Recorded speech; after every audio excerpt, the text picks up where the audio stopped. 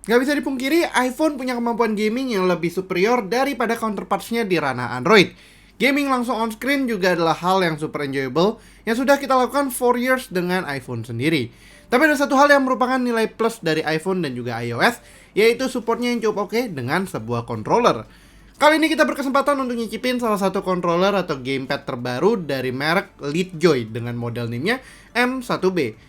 Salah satu highlightnya adalah support plug and play ke iOS dan juga dukungan untuk emulator 3DS di iOS.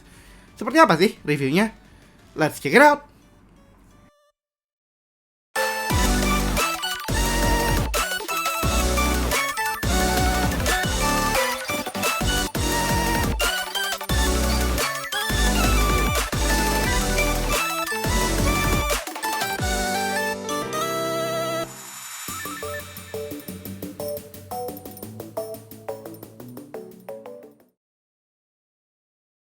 Secara packaging sebenarnya cukup simple. Ada ilustrasi controllernya di depan, dan di bagian belakang ada detail yang lebih lengkap soal fitur-fiturnya sendiri.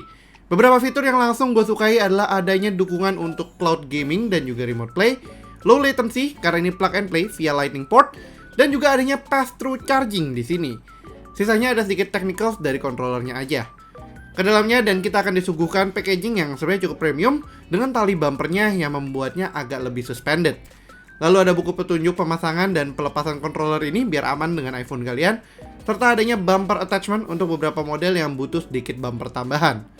Kemudian ada kabel Lightning to Type-C yang harusnya sudah MFI certified juga untuk bisa berjalan dengan baik.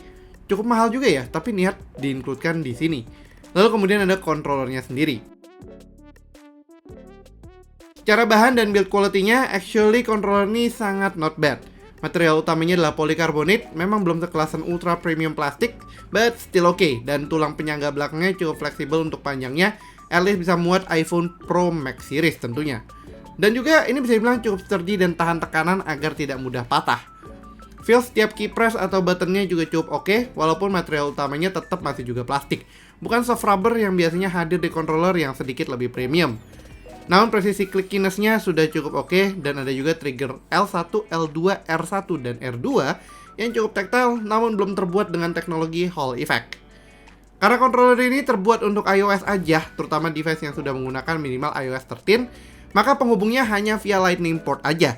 Di sini tentunya gue akan menggunakan primary iOS device gue pribadi, yaitu si iPhone 13 Pro. Sayangnya case harus dilepas karena panjang Lightning konektornya masih tergolong cukup pendek. Cukup tinggal kita masukkan aja controllernya dan voila, controller ini sudah terhubung dengan iPhone kalian.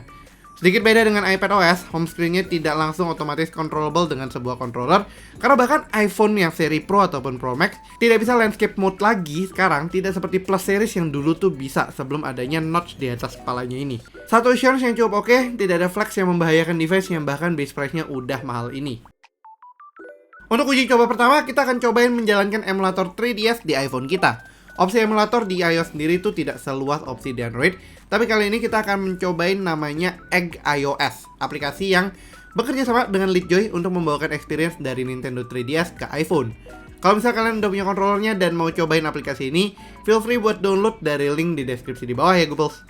Aplikasi ini juga sudah mensupport controller Leadjoy M1B langsung out of the box, dan kalian juga bisa mendownload game favorit kalian directly dari sini. Salah satu game yang pengen banget gue mainkan kembali adalah nostalgia dengan Pokemon Oras.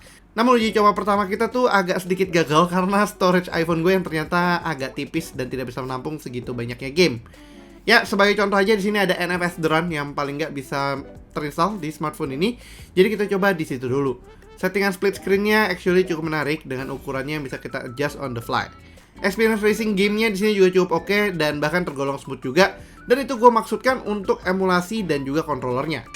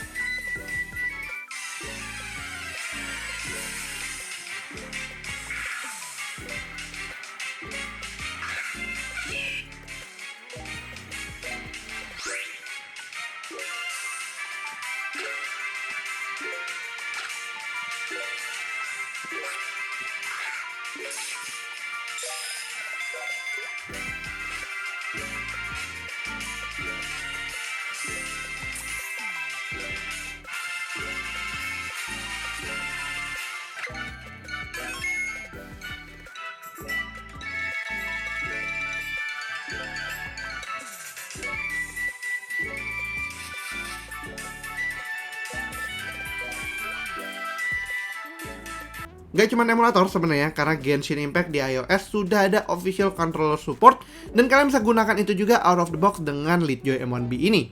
Tactility-nya cukup oke dan extra hand grip-nya memberikan experience yang lebih baik juga tanpa harus berbentuk besar dan berat karena terintegrasi ke iPhone kita sendiri. Untuk experience main Genshin-nya kalian bisa lihat sendiri dari section ini aja ya.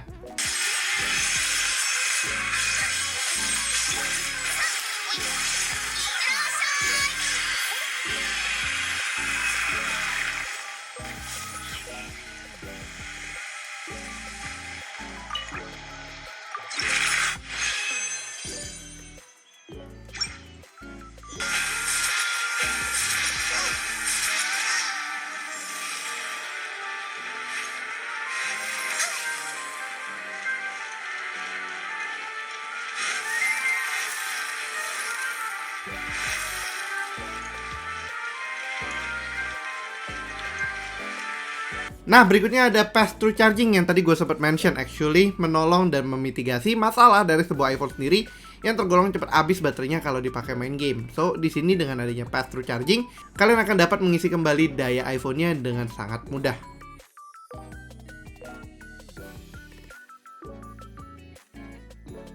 Kemudian soal harga, controller ini saat ini masih baru dijual di luar aja, belum secara resmi masuk ke Indonesia.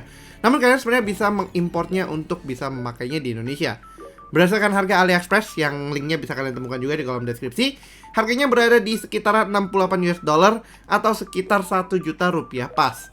Kemarin pajak masuk yang dibebankan dan gue bayarkan adalah sekitar 20 hingga 40 ribuan, tergantung sama jarak rumah dari post office juga yang buat nganterin. Dengan harga segitu dan kemampuannya, memang sebenarnya controller ini tuh agak 50-50. Di sini artiannya adalah mungkin harga ini kurang oke dengan budget orang Indonesia yang terkadang mepet, padahal udah pakai sebuah iPhone yang harganya tuh nggak mepet.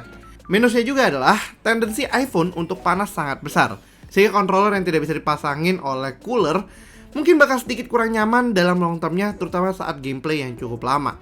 Namun kemampuan pass-through, tactility yang cukup oke, official support ke salah satu emulator 3DS, membuat si controller ini itu actually not so bad after all. Terlebih lagi dengan adanya game yang mendukung controller input juga di iOS, contohnya seperti Genshin Impact, membuat opsi ini tuh semakin oke lagi. All in all, this is a good gamepad dan compactness-nya serta supportnya memberikan experience yang cukup oke juga ke platform yang sebenarnya tuh tidak open source, tapi mampu dengan maksimal memberikan pengalaman gaming dengan controller yang lebih baik daripada di sebuah Android. Oke lah, sekian dulu untuk video kali ini. Kalau kalian suka videonya, jangan lupa untuk berikan like, share, dan tentunya yang belum subscribe, bisa langsung klik tombol subscribe dan aktifkan lonceng notifikasi biar kalian nggak ketinggalan sama video kita berikutnya. Yang punya pertanyaan juga jangan ragu-ragu untuk tulis pertanyaan kalian di kolom komentar di bawah Googles. Jangan lupa juga untuk follow sosial media kita di TikTok, Instagram, Twitter, dan juga Facebook dengan handle-nya @guigwicom dan gue pribadi di @fsp+ ataupun @buteknoid. Thanks for watching and as always, stay safe, stay healthy, and have a nice day. Ferry signing out. Bye-bye.